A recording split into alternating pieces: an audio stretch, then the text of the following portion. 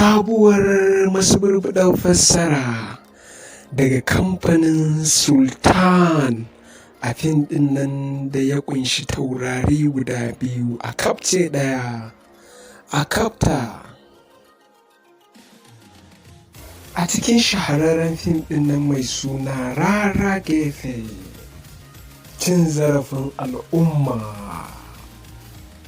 faɗa da zalunci, da a cikin shirin fim ɗin Rara Gefe, ta'addanci, cin amana ba bisa ƙa'ida ba, da a cikin shirin fim ɗin Rara Gefe daga fassarar Sultan Company.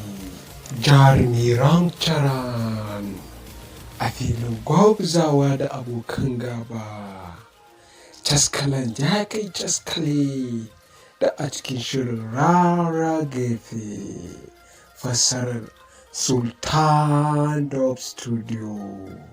Ku nemi fim ɗin a shafukanmu da kuma kasuwanni.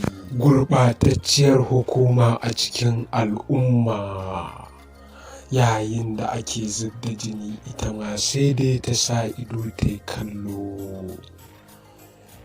Caskale a cikin fim ɗin Rara Gefe, farin cikin masu kallo. Rara Gefe fim ne wanda yake ɗauke da jarumai guda uku a cikin fim ɗin, da a cikin caskale ɗaya. Rara Gefe fim mafi ƙayatarwa da nishaɗin iyali wajen kallo. Rara Gefe cin amana, daba, ƙwace, harkar miyagun ƙwayoyi, da a cikin fim ɗin Rara Gefe.